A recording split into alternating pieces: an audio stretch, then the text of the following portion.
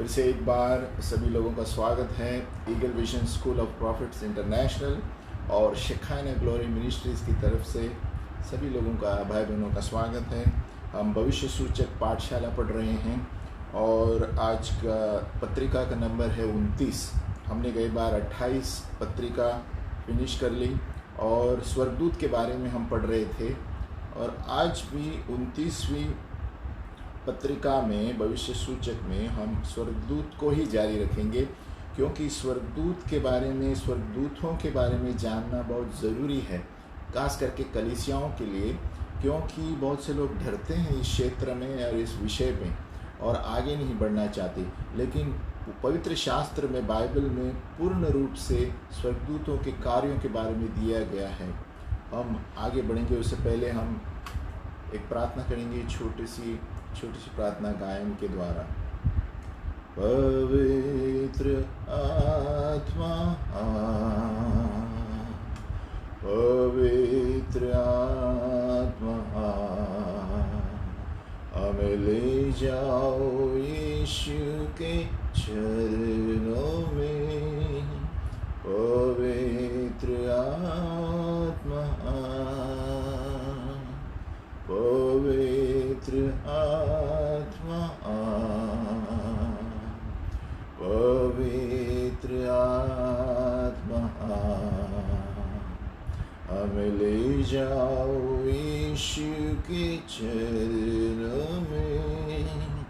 पवित्र आत्मा, आप पवित्र आत्मा इस वक्त हमें पढ़ाने के लिए, ताकि हम जो भी वचन बोले पवित्र शास्त्र के अनुसार बोले और आपकी आत्मा के अनुसार बोले, यीशु के नाम में आमीन। तो हम आगे बढ़ते हैं 29वीं भविष्य सूचक पत्रिका और हम स्वर्गदूत पर ही आगे बढ़ रहे हैं और आज का मनन का वचन है प्रेरित 10:43। प्रेरित 10:43 कहता है, उसी के वजह से और उसी के लिए सारे भविष्यद्वक्ता गवाही बनकर रहे। उसी के लिए यानी यीशु मसीह के लिए। हर एक भविष्यवाणी यीशु मसीह के बारे में दर्शाती है। हर एक भविष्यवाणी जो ऊंचाई बताती है वो यीशु की महिमा के बारे में है। हम प्रकाशित वाक्य में भी पढ़ते हैं, जो भी भविष्यवाणियाँ हैं, जो भी गवाहियाँ हैं, सभी एक ही चीज़ों को दर्शाती है, यीशु मसीह का नाम ऊंचा करना। तो प्रेरित 10:43 कहता है, to him all the prophets witness. और हर बार जब भी हम कोई सभा लेते हैं या प्रचार करते हैं, एक वचन बोलना अच्छा रहता है, क्योंकि वचन बोलने से वातावरण बदल जाता है। कहाँ पर भी आप सिखाने जाएंगे या वचन पढ़ रहे हैं या सभा में, कलीसिया में कुछ बोलने जा रहे हैं, तो एक वचन घोषणा करने से जो सभा का वातावरण है बदल जाता है, क्योंकि वचन पवित्र आत्मा है और पवित्र आत्मा और वचन से शैतान डर जाता है। तो कोई गलत काम या कोई आत्माएं घुस नहीं सकती, क्योंकि आपने वचन घोषित किया है। तो ऐसे किसी तरह का भी वचन हो सकता है। हमने एक वचन घोषित किया। हर वक्त जो आपको अच्छा लगता है, पढ़ाने से पहले जब हम वचन घोषित करते हैं, कलीसिया में भी, चर्च में भी, तो उस वातावरण को प्रभु बदलता है, या प्रार्थना करते हैं तो वातावरण प्रभु बदलता है, क्योंकि खास करके वचन घोषणा करने से, क्योंकि वचन में पवित्र आत्मा है। यीशु मसीह ने कहा, मेरा वचन आत्मा और जीवन है। तो जब हम वचन घोषित करते हैं कोई भी सभा से पहले, तो वहाँ का वातावरण, माहौल बदल जाता है। हम आगे बढ़ेंगे। हमारा टॉपिक है स्वर्गदूत और आज हम पढ़ेंगे स्वर्गदूत और याकूब की सीढ़ी, है ना। याकूब की सीढ़ी के वक्त स्वर्गदूत वहाँ पर थे।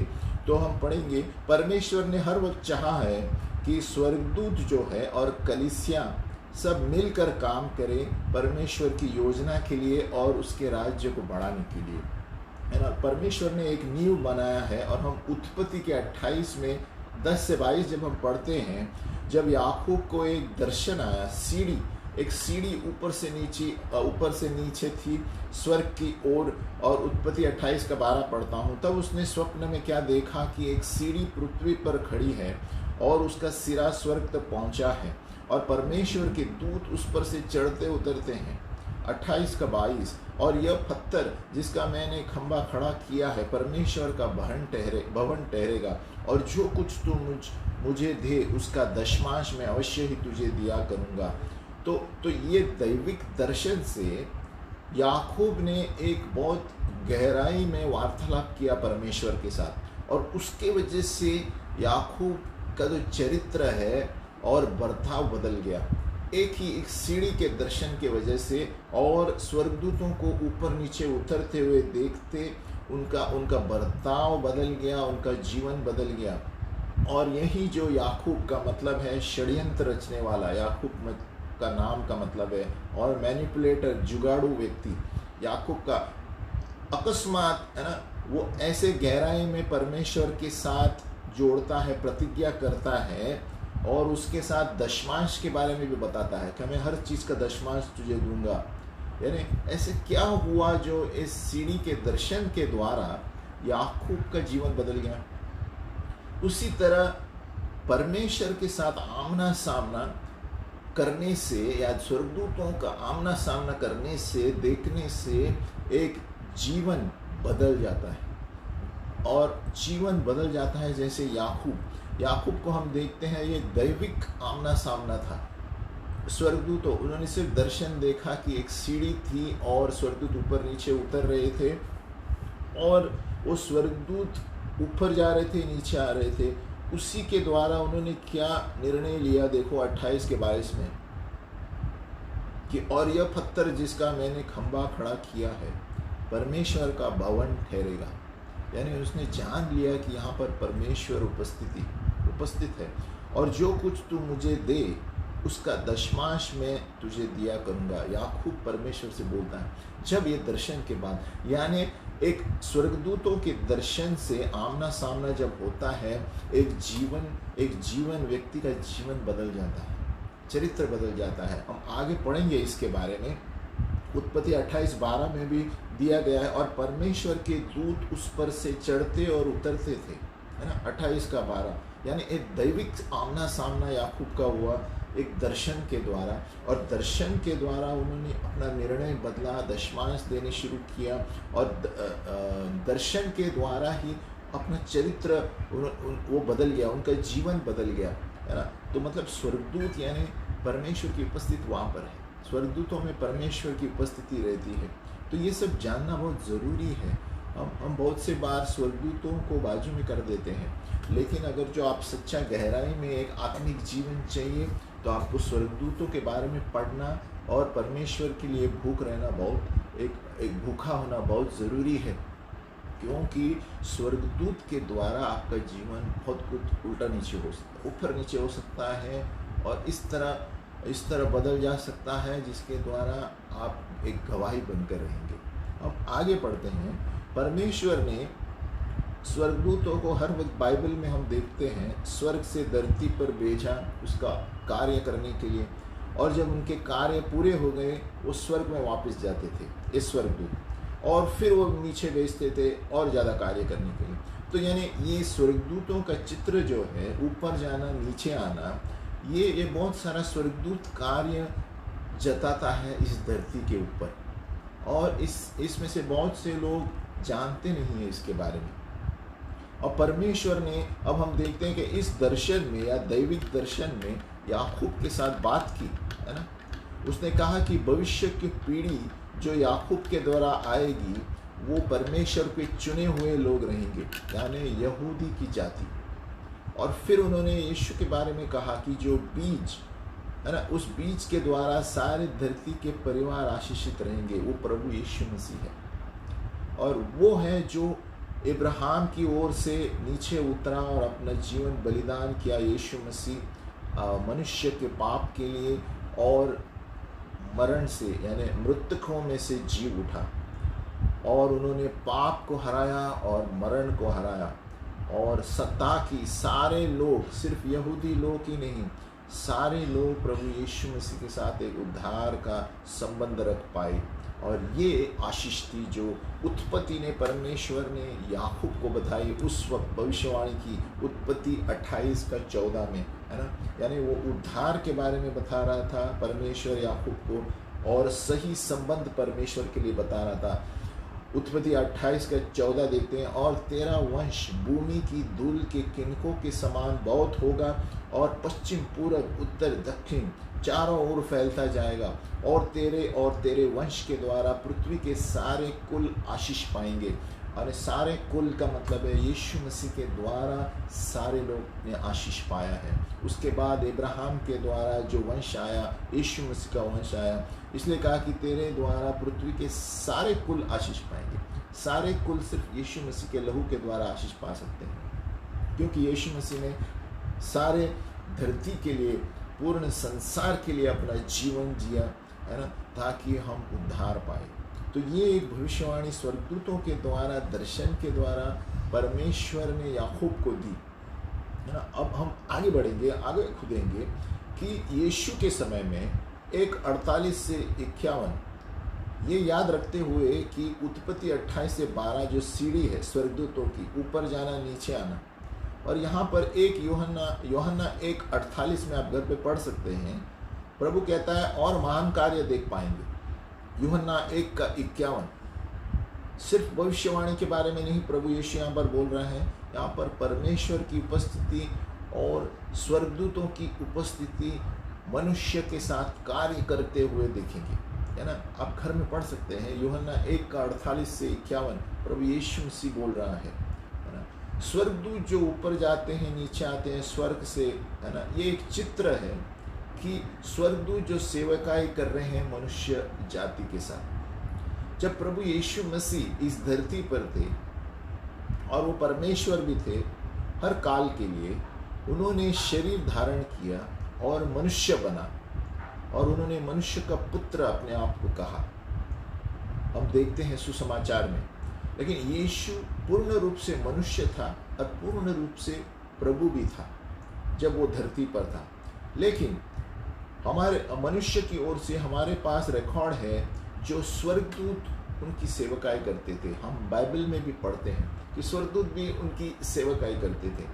और स्वर्गदूत ने मत्ती 4:11 में हम पढ़ते हैं कि स्वर्गदूतों ने आकर यीशु को मजबूत किया जब रेगिस्तान में उनकी परीक्षा हो रही थी और वो 40 दिन का उपवास था, तो स्वर्गदूतों ने आंखें उनको मजबूत बनाया, सामर्थ्य दिया। और जैतून के पहाड़ पर भी जब वो प्रार्थना करने गया और उनका संघर्ष हो रहा था क्रूस पर जाने से पहले, और पिता परमेश्वर से अलग हुआ था ताकि सारे मानव जाति के पापों को उनको अपने ऊपर लेना था। ये बड़ा संघर्ष हो रहा था उन्हें क्रूस पर जाने से पहले, और उन्होंने कहा मेरी इच्छा नहीं प्रभु तेरी इच्छा पूरी हो। और उस वक्त उन्होंने लहू के बूंद पसीने की तरह बहाई, है ना। लूका का 22, 43 और 44 आप पढ़ सकते हैं।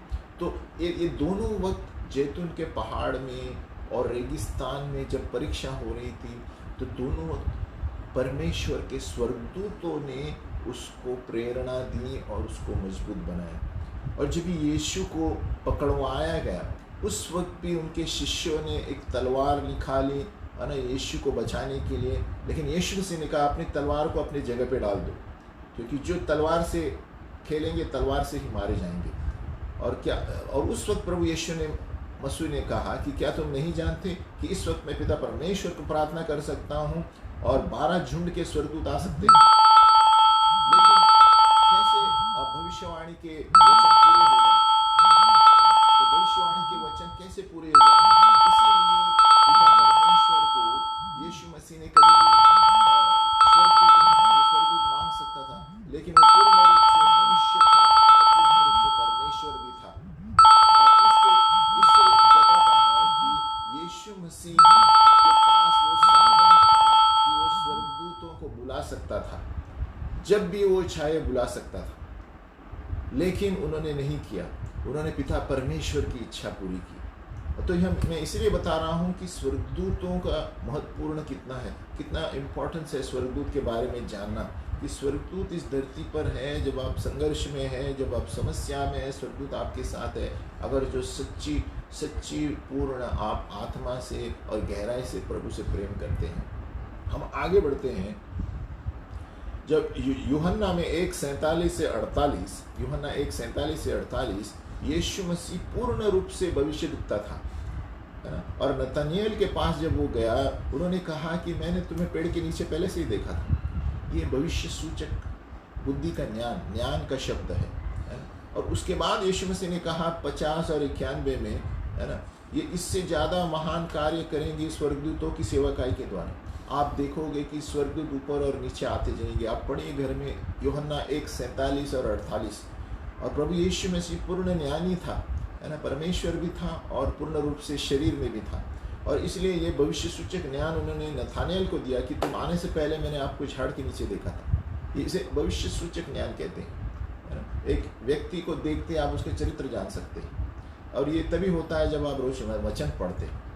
अब सिर्फ वचन पढ़ने से ही परमेश्वर आपको इतना ज्ञानी बना सकता है, इतना बुद्धि दे सकता है कि आप सामने वाले का चरित्र पहचान सकते हैं। और ये बहुत भेद की बात है, किसी को समझ में नहीं आएगी, लेकिन ये होता है क्योंकि मुझे अनुभव है इसका। इतना वचन पढ़ने से अब जब कोई सामने बात करता है तो मुझे पता चलता है उसका चरित्र क्या है। ये वचन से ही हो सकता है, आपकी बुद्धि से नहीं हो सकता। और वचन पढ़ के परमेश्वर की महिमा अंदर घुसती है।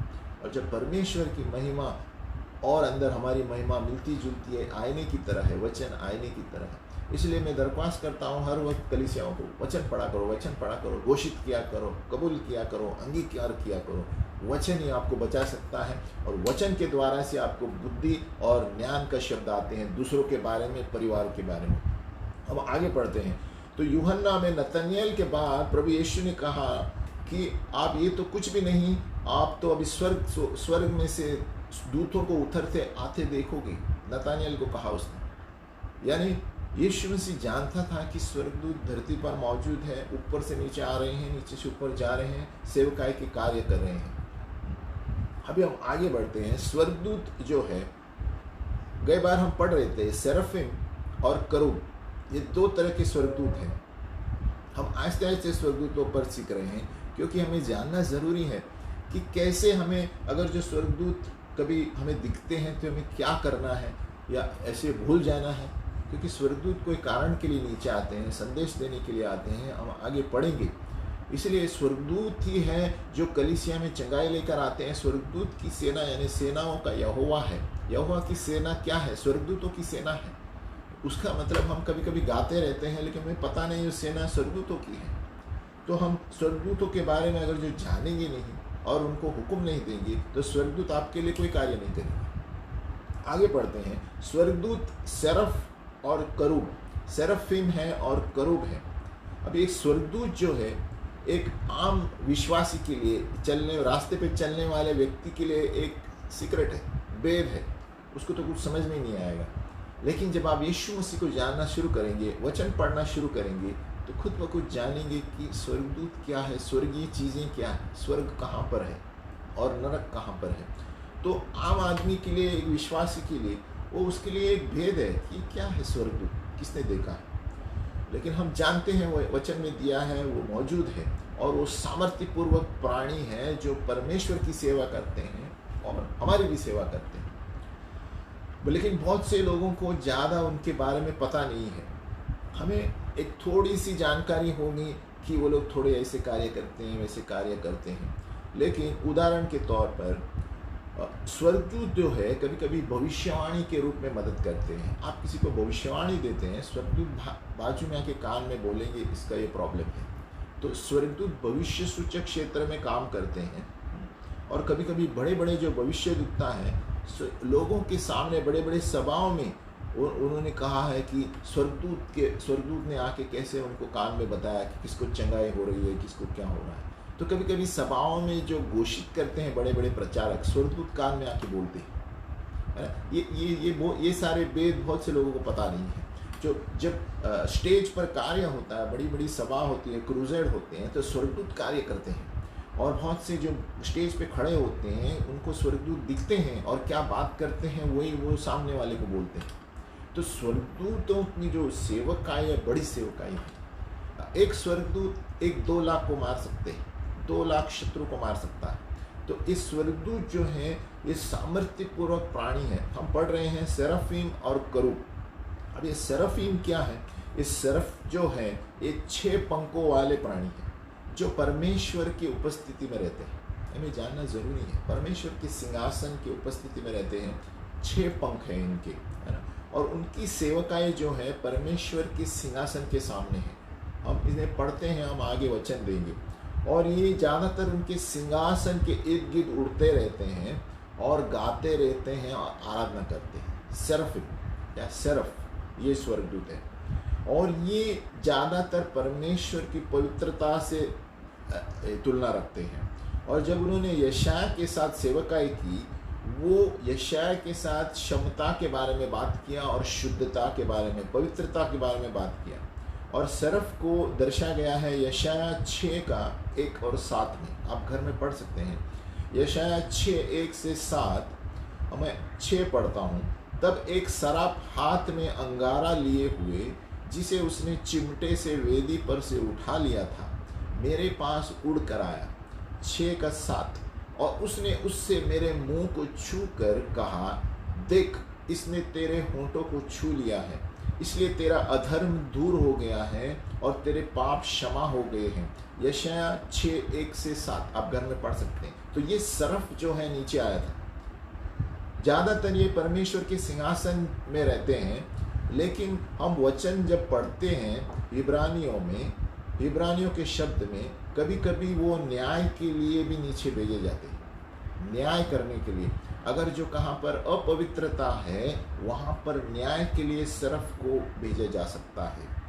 ये बहुत सामर्थ्यपूर्वक प्राणी है, अंगार लिए हुए चलते हैं और पवित्रता के प्राणी हैं। और इब्रानी शब्द सरफ का मतलब है यानी जलना, सरफ यानी जलना, है ना। इब्रानी शब्द यानी महान जो स्वर्गीय प्राणी है, परमेश्वर के सिंहासन के इर्द गिर्द घूमते रहते हैं उसकी पवित्रता के लिए, है ना। और वही इब्रानी शब्द फियरी सरपेंट गिनती 21 में दिया गया है ना। परमेश्वर ने न्याय लेकर आया इजराइल के पाप के ऊपर।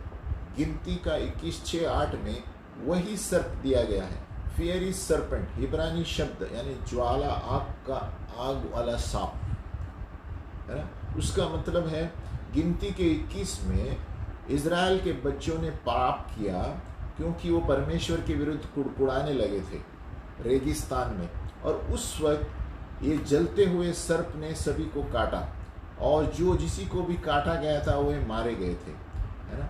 तो यहाँ पर भी हम देखते हैं मूसा उसके बाद एक सर्प का पीतल का पुतला बनाता है और ऊंचाई पर रखता है और कहता है जो कोई इसे देखेगा वो बच जाएगा। उसका मतलब हो सकता है कि ये जो सर्प था, सिर्फ का जलने वाला प्राणी, उसका पुतला बनाया गया है, और वो जो सिंहासन के सामने है वो न्याय करने आया था नीचे सर्प के द्वारा, और उसी को देखकर वो बच गए पवित्रता से। हो सकता है क्योंकि आप गिनती का 21 पढ़ेंगे तो वही सर्प के बारे में दिया गया है जो सर्फ को दर्शाती है। और वही इब्रानी शब्द यशाया 14:29 में दिया गया है जो फिलिस्तिया के न्याय के ऊपर। आप घर में पढ़ सकते हैं। तो मैं क्या तुलना बता रहा हूँ कि ये जो सर्फ है ज़्यादातर सिंहासन पर रहते हैं, लेकिन न्याय के लिए नीचे भेजे जा सकते हैं। अगर जो कोई देश या कोई शहर इतना पाप में गिरा हुआ है तो परमेश्वर न्याय के लिए नीचे अंगार या ज्वाला के द्वारा भेज सकता है। आप पढ़ सकते हैं इब्रानियों, है ना, यही शब्द यशाया 14:29 इस्तेमाल किया है, वो अंगार, ज्वाला के सर्प, है ना। और हमने ऊपर पढ़ा था कि सर्प हाथ में अंगारा लिए हुए, यानी ये अंगारे वाले हैं और पवित्रता के हैं। ये स्वर्गदूत सर्फ इंग्लिश में कहते हैं। तो और लूसीफर भी एक स्वर्गदूत है ना। तो ये यहाँ पर हम पढ़ने को आता है कि फिलिस्तिया के ऊपर वो स्वर्गदूत, ये सर्प को भेजा गया था न्याय के लिए। और ईदेन के बागीचे में भी आप देखते हैं शैतान ने सर्प का इस्तेमाल किया आदम और हवा को ललचाने के लिए, और वही इब्रानी शब्द इस्तेमाल किया गया है स्वर्गीय प्राणियों के लिए और शैतानी कार्यों के लिए भी। उसका मतलब वो वही सर्प का इस्तेमाल किया गया है। तो हो सकता है क्या शैतान गिरने से पहले सर्प था, अंगार से खेलता हुआ, इसलिए उन्होंने ईदेन के बागीचे में सर्प का रूप लिया। तो ये हो सकता है, ये हम निश्चित रूप से नहीं कह सकते। तो सरफ जो है अंगारे लिए हुए ज्वालामुखी प्राणी है और पवित्रता के बारे में बात करते हैं और न्याय के लिए नीचे उतर आते हैं। अगर जो प्रभु ने चाहा तो वो न्याय के लिए छोड़ेगा। हम आगे बढ़ते हैं। दूसरा स्वर्गदूत है करूब, चेरबिम इंग्लिश में। हमने कहा कि सरफ है 6 पंख वाले स्वर्गदूत हैं। अभी करूब जो है, करूब है 2 पंख वाले स्वर्गदूत। और ये क्या करते हैं? ये सारी चीज़ों की रक्षा करते हैं, रखवाले हैं। यानी ईदेन के बागीचे में आप देखते हैं करूब थे, परमेश्वर की उपस्थिति है। और आप देखेंगे वाचा का संदूक जो उठा के लेते थे, वहाँ पर सोने के बने हुए 2 करूब ऊपर रखे गए थे वाचा के संदूक के ऊपर, है ना। और यहाँ पर बहुत सारे तुलनाएं दी गई है करूब और परमेश्वर के सिंहासन, जहाँ पर वो रक्षा करते हैं। और करूब जो है वो दिखने में भी बहुत सुंदर है, महान है ना। एजेकिएल के हम अध्याय में देखते हैं कि करूब के 4 चेहरे थे, है ना, और एक 4 चक्र की तरह वो चलते थे। आप एजेकिएल में आपने पढ़ा होगा कि करूब जो है जिनके 4 चेहरे हैं और एक गाड़ी की तरह 4 चक्र में चल रहे थे ना। लेकिन करूब की जो पुतलियाँ जो वाचा के संदूक के ऊपर थे, वहाँ पर कोई चक्र नहीं था। वो सिर्फ 2 स्वर्गदूत आमने सामने रखे थे करूब। तो बहुत सारे ऐसे वचन दिए गए हैं जैसे कि स्वर्ग में जो है वही स्वर्गदूत धरती में आकर कार्य कर सकते हैं। लेकिन हमने 2 मुख्य पढ़े, सरफ और करूब। तो सरफ जो है ज़्यादातर सिंहासन पर ज्वाला वाले पवित्रता के स्वर्गदूत है, 6 पंख वाले। और करूब जो है 2 पंख वाले रक्षा करने वाले स्वर्गदूत हैं। और करूब का मतलब है हिब्रानियों से क्रूब, KRUWB, यानी एक स्वर्गीय प्राणी, यानी एदन बागीचा के सुरक्षा के लिए, परमेश्वर के सिंहासन की सुरक्षा के लिए, है ना, और वाचा के संदूक की सुरक्षा के लिए, है ना। ये दिया गया है हिब्रानियों में क्रूब, KRUWB, इसलिए करूब, है ना। और ये ज़्यादातर परमेश्वर की उपस्थिति है, उपस्थिति में रहते हैं रक्षा के लिए। ये ज़्यादातर संदेश देने नहीं आते, है ना।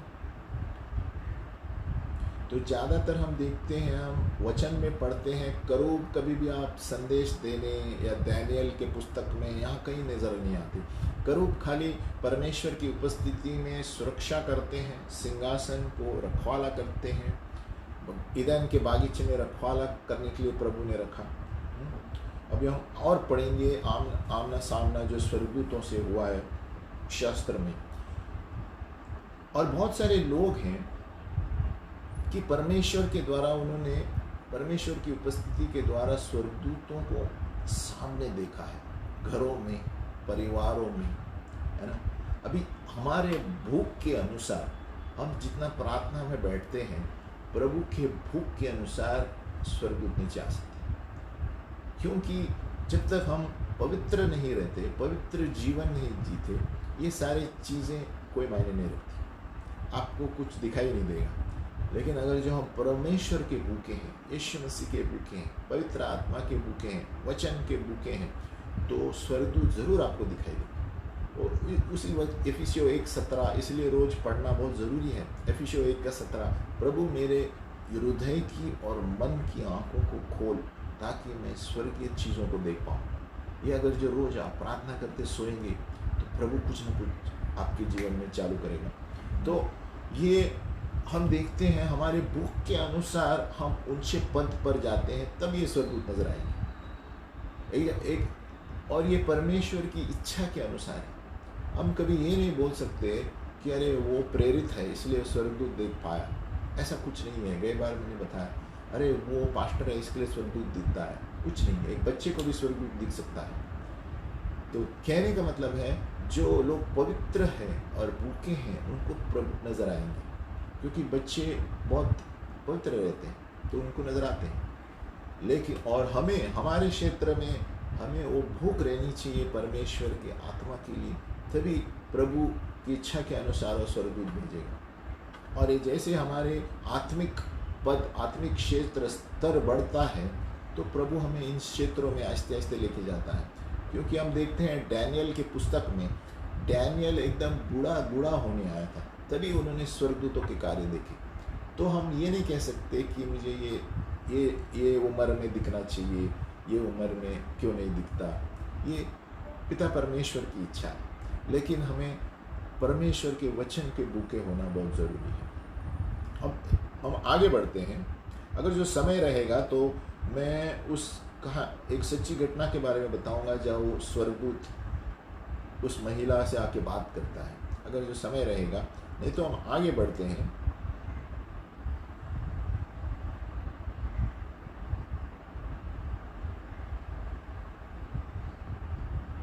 हाँ, थोड़े कार्य और चरित्र जो है स्वर्गदूतों के, जो कार्य करते हैं और चरित्र स्वर्गदूतों के। जब हम स्वर्गदूतों के बारे में सोचते हैं, ज़्यादातर हम सोचते हैं कि जो हम वचन से पढ़ते हैं, नंबर 1 मैसेंजर यानी गैब्रियल स्वर्गदूत आया माता मरियम को, है ना, कि बताते हुए कि तुम यीशु को जन्म देगी, है ना, और यीशु के जन्म के बारे में वही गडरिया के पास, चरवाहों के पास भी स्वर्गदूत नजर आए। तो ये संदेश देने वाले हैं। नंबर 2 वॉचर एंजल्स यानी देखने वाले स्वर्गदूत, वो सिर्फ ताकते रहते हैं, देखते रहते हैं मनुष्य पर क्या हो रहा है, धरती पर क्या हो रहा है। ये परमेश्वर के लोगों पर ताकते रहते हैं, इनकी सुरक्षा के लिए, है ना। भजन संहिता 91 11 से 12, ये वॉचर एंजल्स यानी ताकने वाले स्वर्गदूत हैं। हर वक्त आपको किधर जाते हैं, पासवान लोग, प्रेरित लोग, है ना, भविष्यवक्ताओं के पीछे ताकते रहते हैं और सुरक्षा के लिए। तीसरा नंबर है न्याय स्वर्गदूत, मरण के स्वर्गदूत है ना, जिन्होंने मिस्र देश में सारे पहलौठों को मारा, ये न्याय के स्वर्गदूत हैं। और यही स्वर्गदूत ने महामारी लेकर आए इज़राइल में, जब दाऊद ने पाप किया, गिनती करते हुए लोगों की गिनती की और पाप किया उन्होंने, कि वो नहीं करना चाहिए था। और उस वक्त पिता परमेश्वर ने स्वर्गदूत के द्वारा महामारी लेकर आए। तो स्वर्गदूत के देखो अलग अलग कार्य कैसे।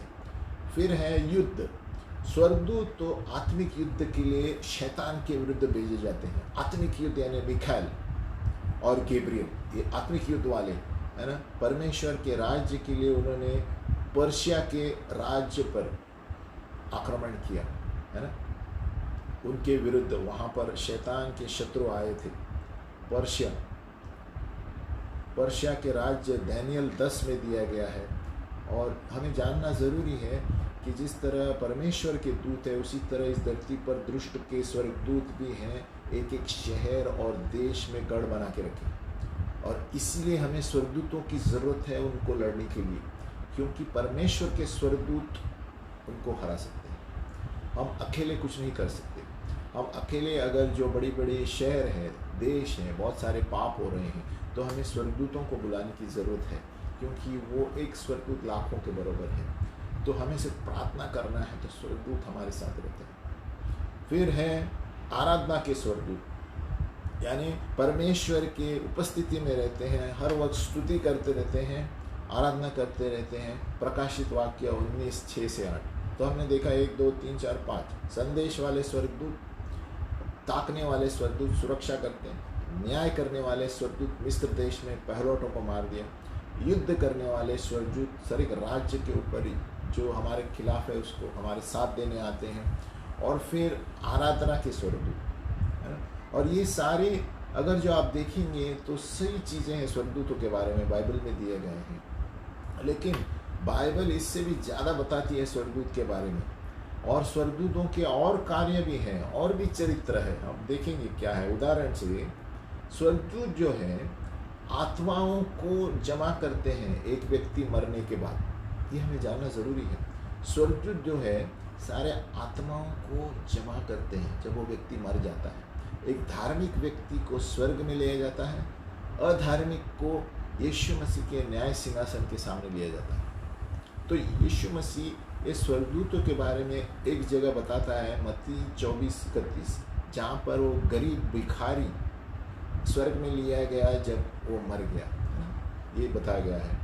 मत्ती 24:31 और मरकुस 13:27, मत्ती 24:31 और मरकुस 13:27 में दोनों स्वर्गदूतों के बारे में बताया गया है, जहाँ चुने हुए लोग चारों दिशाओं से धरती के परमेश्वर की उपस्थिति में लिए जाएंगे, है ना। फिर मत्ती 13:39 है ना, जहाँ पर स्वर्गदूतों को यीशु के सिंहासन के सामने जमा किया जाएगा अंतिम दिन न्याय के लिए। फिर प्रकाशित वाक्य 14, जहाँ पर स्वर्गदूत अंत के फसल में, आत्माओं के फसल में जमा करने के लिए भेजे जाएंगे, है ना। तो यूहन्ना 20:12 में दिया गया है कि कैसे स्वर्गदूत परमेश्वर यीशु मसीह के कब्र के ऊपर रखवाला किया उन्होंने। आप यूहन्ना 20:12 देखो, स्वर्गदूतों ने यीशु मसीह के शरीर के ऊपर रखवाला उन्होंने, है ना, वहाँ पर रखवाले बनकर रहे। ये सारे पंक्तियों से पता चलता है कि स्वर्गदूत बहुत बड़ा कार्य करते हैं जब एक व्यक्ति मर जाता है, या तो जब प्रभु यीशु आने वाला है उसके बारे में दिया गया है। फसल तैयार करने के लिए भी स्वर्गदूत आएंगे, आत्माओं को जीतने के लिए स्वर्गदूत हमारी सहायता करते हैं। यानी वो दोनों बचे हुए को भी सुरक्षा करते हैं और जो अविश्वासी है उनको भी सही जगह पर बताने के लिए हमारी मदद करते हैं। तो स्वर्गदूत दोनों जगह किधर कहाँ पर कितने सारे कार्य हैं उनके। और स्वर्गदूत सिर्फ मनुष्य जाति की सेवकाएं नहीं करते, वो स्वर्गदूत दूसरे स्वर्गदूतों की भी सेवकाएं करते हैं। एक उदाहरण है ज़करयाह 2 में, कि जहाँ पर एक स्वर्गदूत दूसरे स्वर्गदूत से बात करता है और कहता है भागो, उस जवान को बोलो कि यरूशलेम ऐसा शहर रहेगा बिना दीवारों के, है ना। कहता है मैं ही उसका दीवार बनकर रहूँगा। आप घर में पढ़ सकते हैं ज़करयाह। यानी एक स्वर्गदूत दूसरे स्वर्गदूत की भी सेवकाई करता है कि यीशु ने ऐसा कहा, परमेश्वर ने ऐसा कहा। और जो स्वर्गदूत है, जो सेवकाएं मनुष्य जाति को करते हैं, हम कभी कभी सोच भी नहीं सकते, ऐसे सारे करते हैं। उदाहरण तौर पर स्वर्गदूत सुसमाचार देते हैं, उस वक्त हम हमारी सहायता करते हैं। और ये हम देखते हैं जब स्वर्गदूत कुरनेलियस, ये प्रेरित के 10 अध्याय में देखो, प्रेरित के 10 अध्याय में कुरनेलियस एक व्यक्ति था जो प्रभु को जानता ही नहीं था, लेकिन स्वर्गदूत उसके सपने में आता है और कहता है तुम पतरस के पास जाओ, वो तुम्हें बताएगा क्या करना है। अब ये कुरनेलियस कुछ भी नहीं जानता है, लेकिन उस स्वर्गदूत के दर्शन के अनुसार वो चला और जहाँ पर पतरस के बाद गया और पतरस ने उन्हें यीशु मसीह के पास लेके आया, पर पतरस ने उन्हें उद्धार की प्रार्थना दी। आप बाइबल में पढ़ सकते हैं, प्रेरित 10:1-6। यानी स्वर्गदूत जो हैं सुसमाचार देने में मदद करते हैं, यीशु मसीह के पास जाने में मदद करते हैं, हमारी ओर से और दूसरे की ओर से भी।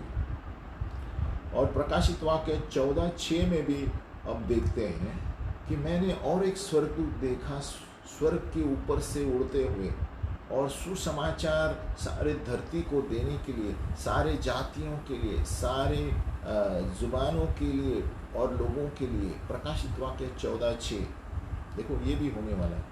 और एक स्वर्गदूत स्वर्ग से उड़ते हुए, यानी स्वर्गदूत के अलग अलग कार्य हैं। और क्या आप जानते हैं कि स्वर्गदूत हमारे लिए प्रार्थना भी करते हैं? ये भी बहुत से लोग नहीं करते, है ना। और वो परमेश्वर के बोल सुनते हैं और हमारे प्रार्थना को उत्तर भी देते हैं। जो हमारी जो प्रार्थनाएं हैं वो एक धूप की तरह ऊपर लेकर जाते हैं और उत्तर भी लेकर आते हैं। जिस तरह हम दूसरों के लिए मध्यस्थी करते हैं, कभी कभी स्वर्गदूत भी हमारे लिए मध्यस्थी करते हैं। ये सुनने में अजब लगता है। हम उदाहरण देखो, ज़करयाह 1:12। हम कोई भी क्षेत्र अपने मुंह से या अपने दिमाग से नहीं बोलते, हम वचन के अनुसार तुलना करके बोलते हैं। उदाहरण ज़करयाह 1:12 में देखो, हम पढ़ते हैं, तब यहोवा के दूत ने कहा, हे सेनाओं के यहोवा। ये दूत प्रभु से बात कर रहा है, मध्यस्थी कर रहा है।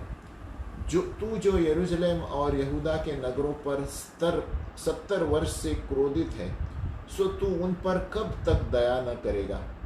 यानी ये दूत यहोवा से मध्यस्थी कर रहा है, तू क्यों उनको सता रहा है, क्यों कब तक उनको सताता रहे। तो मतलब स्वर्गदूत भी देखकर दूसरे के लिए प्रार्थना करते हैं यहोवा से। ज़करयाह 1:12। अभी स्वर्गदूत जो है वो हर चीज़ देखते हैं जो धरती पर हो रहा है। स्वर्गदूत जो हर चीज़ देखते हैं और उसमें बहुत दिलचस्पी लेते हैं हर एक मनुष्य के कार्य में, है ना। ज़करिया 1:8 से यहाँ देखते हैं, ज़करिया 1:8, यहाँ पर स्वर्गदूत जो धरती की ओर से जाते हैं वो देखते हैं कि क्या क्या कार्य हो रहा है ऊपर से। और लूका का 15:10 आप घर में आराम से पढ़ सकते हैं। मैं हमारे पास समय कम है इसलिए मैं वचन बोल रहा हूँ। लूका का 15:10 क्या कहता है कि स्वर्गदूत आनंदित होते हैं जब एक व्यक्ति यीशु मसीह को स्वीकारता है ना? यानी स्वर्गदूत के अलग अलग कार्य हैं और वो उनको लेकर जाते हैं उद्धार की ओर। फिर 1 कोरिन्थियों 4:9 ये जताता है कि स्वर्गदूतों ने प्रेरितों के सारे कार्यों पर नज़र रखा। 1 कोरिन्थियों 4:9 हम वचन से पढ़ रहे हैं, हमारे कुछ मन की बातें नहीं बोल रहे कि 1 कोरिन्थियों 4:9 कि स्वर्गदूत जो थे परमेश्वर के दास पौलुस प्रेरित के कार्यों पर नज़र रख रहे थे। 1 तीमुथियुस 3:16 कि स्वर्गदूत ताक रहे थे और यीशु के जीवन के बारे में यीशु पर नज़र रख रहे थे जब वो धरती पर थे। 1 तीमुथियुस 3:16 और हम स्वर्गदूतों के बारे में कितनी सारी चीज़ें हैं, है ना। स्वर्गदूत हैं जो शारीरिक चंगाई के लिए मदद करते हैं। हर एक स्वर्गदूत शारीरिक चंगाई के लिए मदद करते हैं। यूहन्ना 5:4 आप पढ़ेंगे।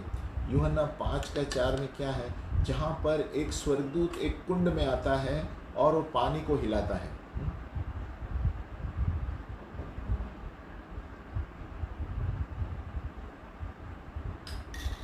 उस स्वर्गदूत पानी के कुंड में पानी को हिलाता है और उस वक्त कोई भी पहला कदम अंदर रखता है वो चंगाई होता है। यूहन्ना 5:4 यानी यहाँ पर भी स्वर्गदूत शारीरिक चंगाई के लिए है। और पवित्र शास्त्र हमें अलग अलग स्वर्गदूतों के चरित्र बताता है ना। The Bible tells us about some of the characteristics of angels, यानी उसके चरित्र के बारे में।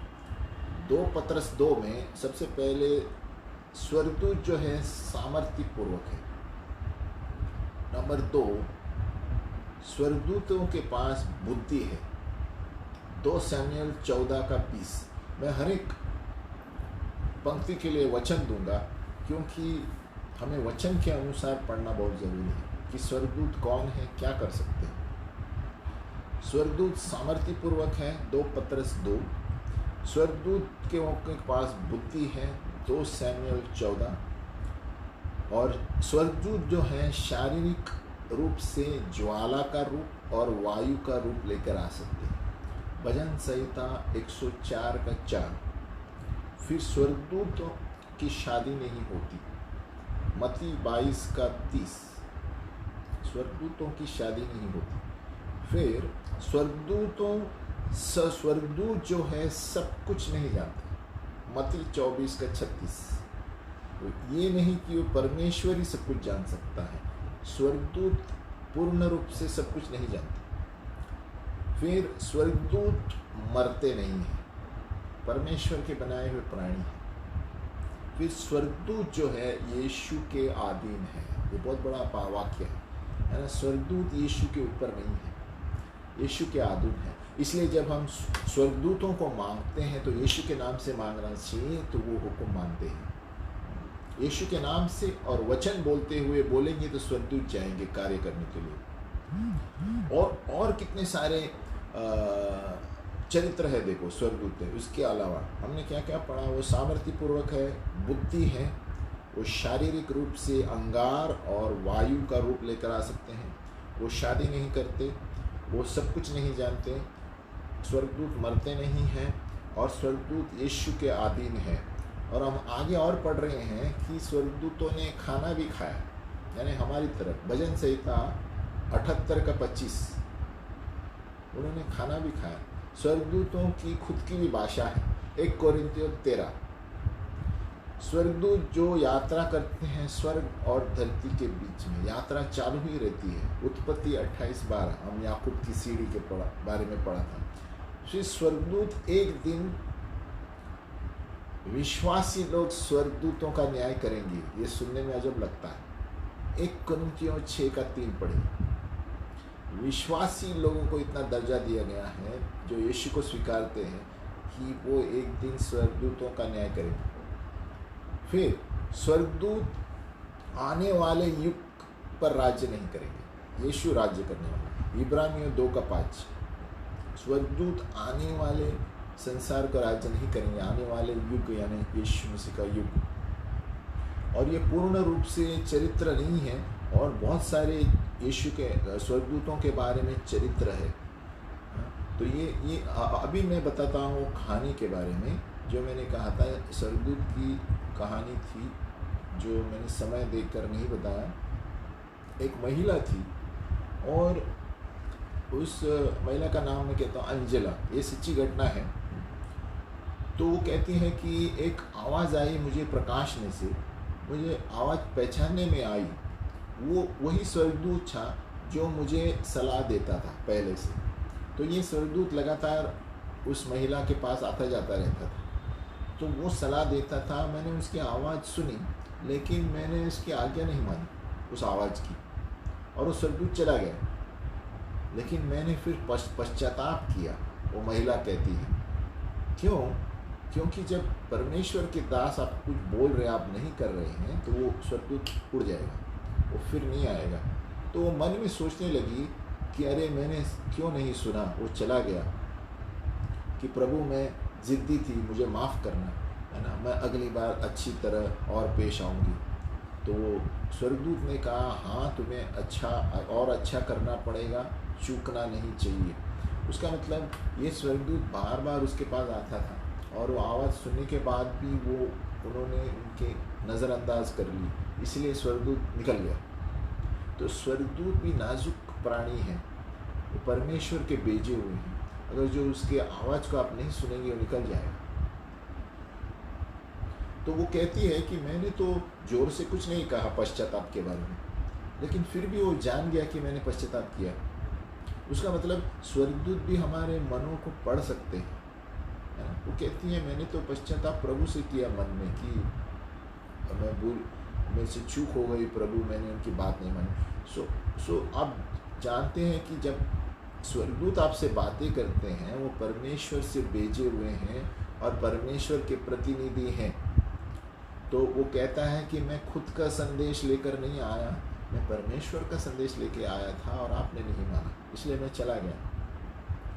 तो ये महिला जो है, वो सब बोलने के बाद उस स्वर्गदूत बाट जो रहा था कि उनका होने दो, फिर मैं बात करूँ। और वो कहने लगा इस महिला से कि मुझे पता है कि वो मुझे बहुत मुश्किल था, लेकिन परमेश्वर का मुझे साथ देना बहुत ज़रूरी है। वो कहने लगा क्योंकि परमेश्वर मुझे कुछ देने वाला था, इसलिए मैंने स्वर्गदूत को भेजा था। इसीलिए परमेश्वर चाहता था कि मेरे चरित्र को, महिला कहती है, मेरे चरित्र को बदलने के लिए उस स्वर्गदूत भेजा गया था। और परमेश्वर इन सारे क्षेत्रों में कार्य कर रहा था। तो वो महिला एंजेला जो कहती है कि वो जान गई कि मैं बहुत से क्षेत्रों में आलसी थी और प्रभु को मान नहीं रही थी, अभी मुझे उस पर सुधारना होगा, और इसलिए पवित्र आत्मा का सहायता मांगी। और जब उन्होंने ये कहा तो वो रोने लगी, है ना। तो मतलब वो महिला को पता चला कि उन्होंने कुछ भूल चूक की है, क्योंकि इतने दिन वो उनसे बातें करता था स्वर्गदूत, और अब जब बातें की उन्होंने नज़रअंदाज करके इनकार किया, तो स्वर्गदूत को अच्छा नहीं लगा और निकल गया। तो हमें इसमें सीख मिलती है कि हमें परमेश्वर के दास या प्रभु के वचन और पवित्रता में जोर देना चाहिए। अगर जो परमेश्वर की आज्ञा न मानने से वजह से हमारी आशीषें चली जा सकती हैं। और फिर वो महिला को बताने लगा कि स्वर्गदूत स्वर्ग में अलग अलग स्थिर पर है। हमारे संबंध जो परमेश्वर के साथ है, हम सब लोग परमेश्वर से प्रेम करते हैं। वो बताने लगा कि सबके अलग अलग स्थिर है स्वर्ग में, है ना। और जैसे हम उसमें बढ़ते रहते हैं, बाद में एक बार जब उन्हें स्तर दिया जाता है, फिर वही स्तर पे रहते हैं। स्वर्ग में स्वर्गदूतों का स्तर रहता है, हर एक का रैंक होता है ना।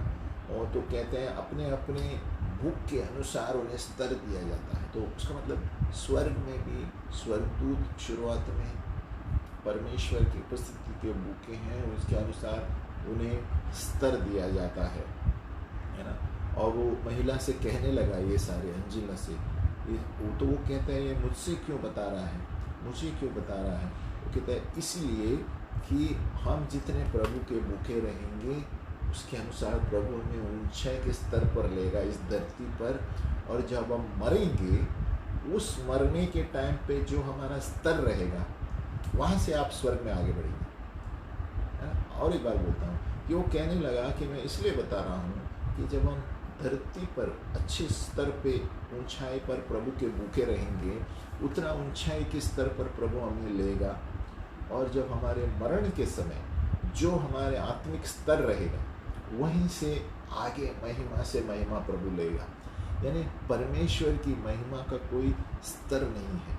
यानी जैसे हम कॉलेज में पढ़ते हैं वैसे परमेश्वर के कॉलेज में कोई ख़त्म होने वाली बात नहीं है, कोई पढ़ाई ख़त्म नहीं होती। यानी हम मरने के बाद जो हमारा आत्मिक स्तर होगा उसके अनुसार हमें केजी में या 10वीं में या कॉलेज में डाला जाएगा ऊपर। तो इसलिए वो स्वर्गदूत उस महिला को बता रहा था कि आप इधर ही अपने आप को इनकार करके पवित्र रहो और आत्मिक जीवन बढ़ाओ। उसका मतलब यहाँ पर धरती पर हमें बहुत सारी चीज़ों को त्याग करना है उस स्तर को पहुँचने के लिए। इसलिए वो महिला को बता रहा था कि, और वो महिला सोचने लगी अभी मुझे और भी चीज़ें मुझे त्याग करनी पड़ेगी परमेश्वर के और उपस्थिति में जाने के लिए। वो सोचने लगी और कहने लगी कि आज से मैं और भी अपने आप में मरूंगी ताकि मैं और भी स्वर्ग क्षेत्र में और परमेश्वर के बारे में जानूंगी, है ना। और ये सारा ये सलाह 6 हफ्ते तक चल रहा था स्वर्गदूत का। उसका मतलब स्वर्गदूत अभी भी आते हैं और बातें करते हैं, है ना। ये परमेश्वर की इच्छा है, लेकिन हमें सिर्फ परमेश्वर के भूखे रहनी चाहिए, परमेश्वर की भूख हमारे अंदर रहनी चाहिए। तो परमेश्वर उसके अनुसार हमारा स्तर जो है धरती पर वो लेकर आगे जाएगा। और मरने के बाद वहाँ पर भी हमारा कॉलेज है, वहाँ पर भी हमारी बुक के अनुसार परमेश्वर महिमा से महिमा आगे लेके चलता है। हमें याद रखना चाहिए कि परमेश्वर के कॉलेज में कोई स्तर ख़त्म नहीं होता और महिमा से महिमा आगे बढ़ते हैं। तो अगर जो हम धरती पर बच्चे की तरह रहेंगे तो कितना और ऊपर जाना पड़ेगा। इसीलिए जब हम धरती पर हैं उसी वक्त परमेश्वर के भूखे रहने चाहिए, ताकि यहीं पर हमें दर्शन होने चाहिए, स्वर्गदूत के दूसरे दर्शन होने चाहिए। तो क्या होता है जब हम मर जाएंगे तो परमेश्वर की उपस्थिति में जाने और आसान हो जाता है, क्योंकि परमेश्वर आत्मा है और महिमा से महिमा आगे लाना है उसके उपस्थिति में जाने के लिए, है ना। तो धरती पर ही जब हम हैं उस स्वर्गदूत के अनुसार हमें अपने चरित्र को और पवित्र बनाना है, तभी हम उस क्षेत्र को देख पाएंगे जो स्वर्गीय चीज़ें हैं। इसलिए हम प्रार्थना करेंगे कि एफिसियों 1:17 के अनुसार कि प्रभु मेरे मन की आंखें खोल, मेरे हृदय की आंखें खोल, ताकि मैं स्वर्गीय स्थानों को देख पाऊँ, स्वर्गदूतों को देख पाऊँ, वहाँ नहीं मरने के बाद लेकिन धरती पर ही, ताकि मैं जब प्रभु के पास जाऊँ और ऊंचे स्थान पे जा सकूँ, क्योंकि परमेश्वर महिमा से महिमा का परमेश्वर है। पर जब हम एक स्तर पे आते हैं तो परमेश्वर हमें दूसरी महिमा का स्तर पर लेकर चलते हैं, और वो एक ही उत्तर है उसका, हमें वचन पढ़ना है, रोज़ वचन पढ़ना है, पढ़ते ही रहना है, अंगीकार करते रहना है, घोषित करते रहना है, पश्चाताप करते रहना है, और अपने आप को इनकार करना है, संसार की चीज़ों से इनकार करना है, ताकि हम परमेश्वर के चीज़ों को पकड़ सकें। और तभी हम ये सारे स्वर्गीय चीज़ें देख पाएंगे, क्योंकि परमेश्वर पिता परमेश्वर प्रभु यीशु मसीह हमारे हृदय को देखता है, और स्वर्गदूत भी जो है हमारी ओर ताकते रहते हैं, और परमेश्वर जानता है कि हमारे हृदय का पोजीशन क्या है, उसके अनुसार ही वो स्वर्गदूत भेज सकता है। और ये पूरा स्वर्गदूत भेजना परमेश्वर की इच्छा है। हम ये नहीं कह सकते कि हम प्रेरित हैं, हम पास्टर हैं, इसके लिए अभी मुझे दिखना चाहिए। नहीं, ये परमेश्वर की इच्छा है। लेकिन हम एक चीज़ कर सकते हैं, परमेश्वर की बुके हमें रहना है, परमेश्वर की बुक में बढ़ना है, वचन में बढ़ना है, तभी हम आहिस्ते आहिस्ते दर्शनों के क्षेत्र में बढ़ेंगे। और परमेश्वर की इच्छा के अनुसार, जैसे यीशु मसीह ने कहा, प्रभु मेरी इच्छा नहीं तेरी इच्छा मेरे जीवन में पूरी हो। जैसे हम पवित्रता से पवित्रता बढ़ते रहेंगे, उसके अनुसार प्रभु हमें महिमा से महिमा, स्वर्गदूत भी बता सकता है, सिंहासन भी बता सकता है, और स्वर्गीय चीज़ें बता सकता है, स्वर्गीय प्राणी बता सकता है। लेकिन हमारी वो भूख रहनी चाहिए, जब हम इस धरती पर हैं, ऊपर जाने के बाद जब हम धरती पर हमारी भूख को देखकर प्रभु हमें वो स्तर लेकर जाएगा, ताकि जब हम मरेंगे उस वक्त हमारा स्तर इतना ऊंचा होगा कि ऊपर जाने के बाद परमेश्वर की उपस्थिति में आसानी से जा सकते हैं। और महिमा से महिमा परमेश्वर क्या है हम जान पाएंगे। वे पिता परमेश्वर, हम प्रार्थना करते हैं इस वक्त प्रभु, कभी कभी हमें समझ में नहीं आता प्रभु कि ये दर्शन स्वर्गीय चीज़ें कैसे देखें प्रभु। पिता परमेश्वर, एफिसियों 1:17 में दिया गया है प्रभु कि हमारी मन की आंखें खोल प्रभु। जिस तरह एलीशा ने अपने सेवक के लिए प्रार्थना किया, हे प्रभु इसकी मन की आंखें खोल, और तब उसके सेवक ने स्वर्ग के रथ देखे, स्वर्गदूत देखे, और उनकी मन की आंखें खुल गई। तो पिता परमेश्वर, इस धरती पर हमारी भी मन की आंखें खोल प्रभु, ताकि हम जान जाएं प्रभु कि ये संसार सिर्फ तात्पूर्वक है। दूसरा असली संसार वहाँ पर है जहाँ पर स्वर्गीय चीज़ें हैं, उपस्थिति है। और यहाँ पर रहते हुए प्रभु हमें उन